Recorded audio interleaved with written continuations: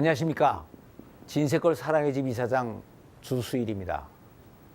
우리들의 눈에 보이는 물질 세계는 멋대로 움직이는 것이 아니고 일정한 법칙에 따라서 움직이고 있습니다. 우리는 이 법칙을 자연법칙이라고 하는데, 여기에는 물리학 법칙, 화학 법칙, 생물학 법칙 등의 여러 가지 법칙들이 있습니다. 그래서 우리들은 이것을 잘 연구해서 우리들의 생활에 적용하면 큰 이익을 얻게 됩니다.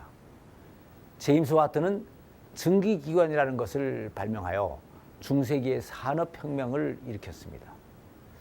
만일 이런 발명이 없었더라면 우리는 아직 고대에 살고 있었을 것입니다. 또 에디슨이 전기를 발명했는데, 이 전구의 발명이 없었더라면 우리들은 아직도 호롱불 밑에서 살고 있을 것입니다. 이것은 물질 세계에서만 이러는 것이 아니고 정신 세계에서도 마찬가지입니다. 그래서 정신 세계의 새로운 법칙들을 발견하고 이것을 실제 생활에 잘 적용을 한다면 물질 세계에서 과학적인 법칙을 발견해서 산업혁명을 일으킨 것 이상 우리들의 삶에 획기적인 변화를 가져올 수가 있는 것입니다.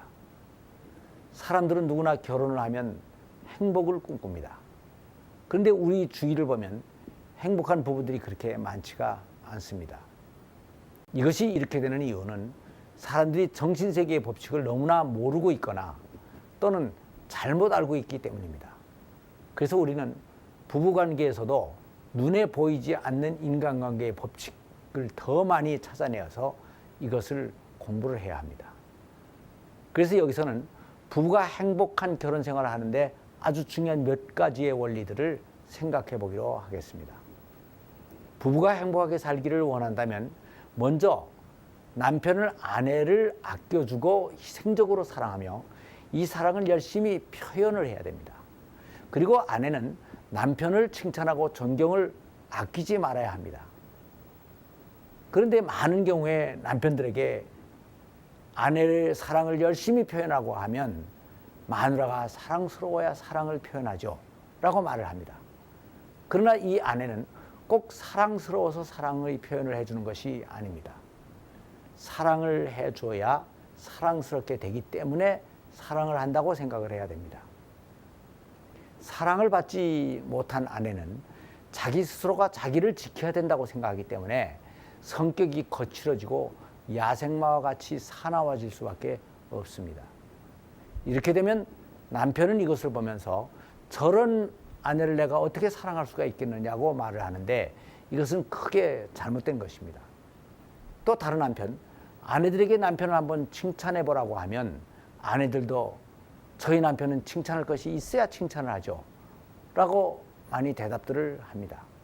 그러나 남편들도 칭찬해 줄만 해서 칭찬해 주는 것이 아니고 칭찬을 해 주어야만 칭찬을 받을 만하게 되니까 칭찬을 해야 하는 것입니다. 그러니까 남편들은 아내에게 사랑의 표현을 듬뿍 해주어 부드럽고 매력 있는 아내를 만들고, 아내들은 남편을 칭찬하고 존경해 주어서 자신감과 능력이 넘치는 성공적인 아내를 만들어야 되는 것입니다. 이것이 바로 부부관계를 행복하게 만드는 절대불면의 정신세계의 법칙입니다. 주위에 유난히 금슬이 좋은 부부가 하나 있기에 그 비결을 한번 물어본 적이 있습니다. 그랬더니 그 친구는 간단해요. 아내를 왕비로 만들어주면 됩니다 하고 대답을 하는 것이었습니다. 그래서 그러면 어떻게 아내를 왕비로 만들어줄 수가 있습니까? 하고 물어보니까 바로 자기 핸드폰을 내밀었습니다. 그 핸드폰의 액정 화면을 보니 웃지 않을 수가 없었습니다. 예쁜 왕비라는 로고가 새겨져 있었습니다. 제가 로고를 그렇게 새겨줬더니 아내가 얼마나 좋아하는지 몰라요. 대우가 달라지던걸요. 그것을 보며 모두들 웃었지만 흐뭇해지지 않을 수가 없었습니다. 아내가 왕비이면 저는 당연히 왕이 되는 것이 아닙니까? 우리 아이들은 왕자 공주가 되고요.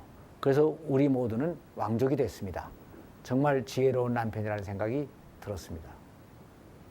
대부분의 부부싸움은 사실 그 서로가 상대방을 제압하려고 하기 때문에 생기는 것입니다.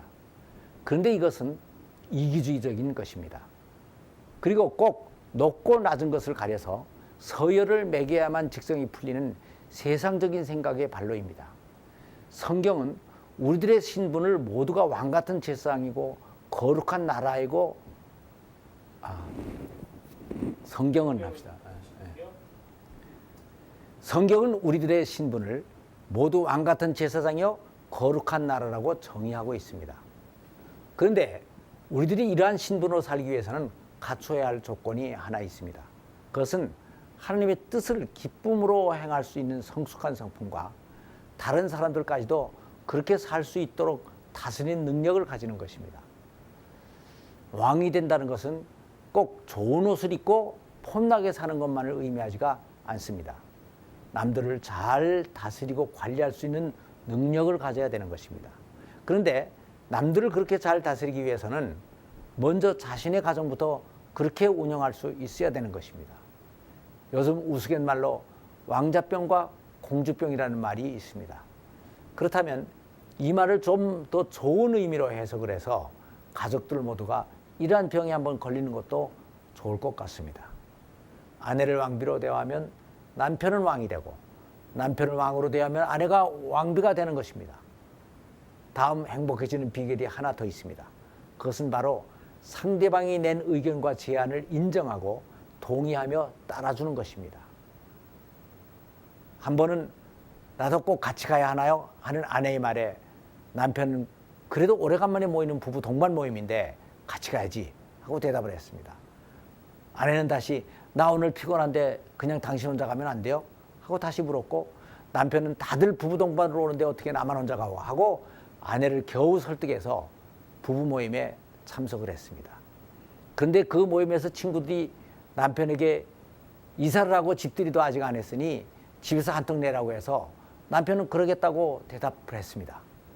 그랬더니 아내가 여보 날도 더운데 꼭 집으로 초청해야 돼요? 당신은 사람들을 집으로 초대만 하면 되지만 나는 얼마나 힘든지 알아요? 라고 반대를 했습니다. 그래서 남편은 알았어. 그럼 오지 말라고 하면 되잖아. 그런데 당신은 어떻게 내 의견에 사사건건 이렇게 반대만 하지? 하면서 기분이 안 좋아졌습니다. 물론 배우자가 하자는 대로 다 한다는 것은 상당히 힘든 일입니다. 하지만 자기의 편한 것만을 생각하고 습관적으로 계속 배우자의 요청을 거절한다면 문제가 심각해지는 것입니다. 그래서 부부의 삶은 희생과 섬김이 그 기초가 되어야 합니다. 결혼 전의 모습으로 한번 돌아가 봅시다.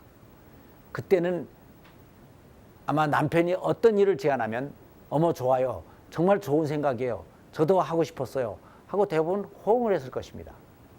그런데 대개의 경우 결혼 후에 세월이 가면 배우자의 제안이 상당히 인색해지는 경향이 있습니다.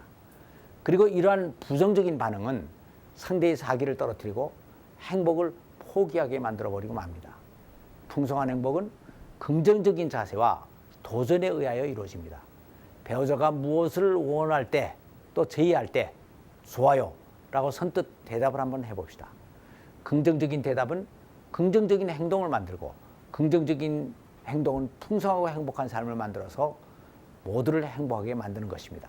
이것이 바로 정신세계의 확실한 법칙입니다. 감사합니다.